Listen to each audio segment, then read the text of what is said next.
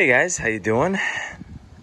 Working on my 1990 BMW 735i, just the I edition, which is kind of nice. Been watching a lot of videos of the IL, the longer version of this car, and even though it looks really cool, just because it's my wife and I and my dog, the regular I really suits our lifestyle because it's a good size and roomy and comfortable, but not overly big. So anyways, my video yesterday, I replaced the universal in the steering joint, and I was a little disappointed because, as you can see, I had the wrenches here. I actually put the wrenches on either side, and I couldn't feel any play in that original universal, and I thought, oh my gosh, I went through all this grief to replace it, and that wasn't the problem.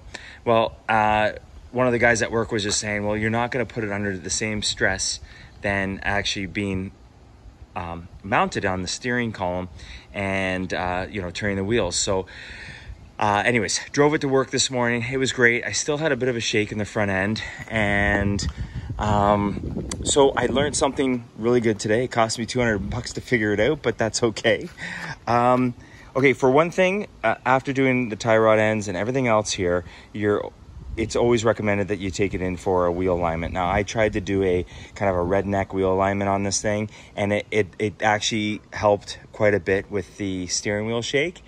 But the guys at the shop, they have a very high level system on how to align and make sure the toe in and camber of your wheels are set appropriately for the car. So what they found was that you can't just put these rims on. So these are original BBS rims, BMW BBS rims that came on the car, but I really liked having the original rims and tires on here. Like I like the retro look of it. So for a few months I drove around with those, and the steering seemed to be a lot more smooth. Well, it ends up when I put these on and the steering wheel shakes at certain speeds is because I was missing the spacer in here. So I remember taking these off originally. There was a plastic piece that went on the hub, but it was broken, so I just pulled it off. I thought it was to stop the corrosion between the two different metals. I wasn't too sure what it was, because I figured if I tighten these down nice and smooth in an appropriate crisscross action, that it would center the rim to the hub. Plus, it seemed like it fit so snug against the hub, but it didn't. So the guy was just saying for $40, he gave me all four sides, the little spacer that goes on top of here, and then the rim sits on that, and then as you tighten these down, it centers the rim to the hub.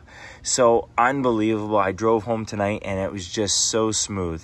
It ended up that the camber on this tire was out this way, a significant amount, and on the other side it was the complete opposite. So anyways, it was worth getting the proper alignment done by professionals, and the guy just kind of laughed when I said to him, like, I just didn't understand this, and he's like, this is why we have a lot of these spacers in stock, because he says that as soon as you see a BMW or Mercedes come in and they've got either not original rims and tires, he says that this is a common mistake, that guys put these tires and rims and tires on without that spacer in there. Now, the reason why the original rim actually felt a lot better on here is because it fit very snug against that center hub. So even though there was still a little bit of shake, now with these ones on here, with that spacer piece in here, it's just golden. Like, I can let my hand off the steering wheel while I'm going down the road doing 110. It's beautiful. So another way too to tell, the guy said that if I go to take a look at another car, and the way to tell, because you can't see these spacers, the way you could tell if it was done is that when you jack the car up off the ground, just like by a couple of millimeters, spin the tire. Okay, if the tire clears and then scuffs and then clears and scuffs, it's off center and you're definitely going to get a shake. So anyways, guys, I just wanted to share that with you. Changing the universal was actually a smart thing to do. I'm glad I did it. And yeah, so that's tonight's little gig. All right, guys, take care.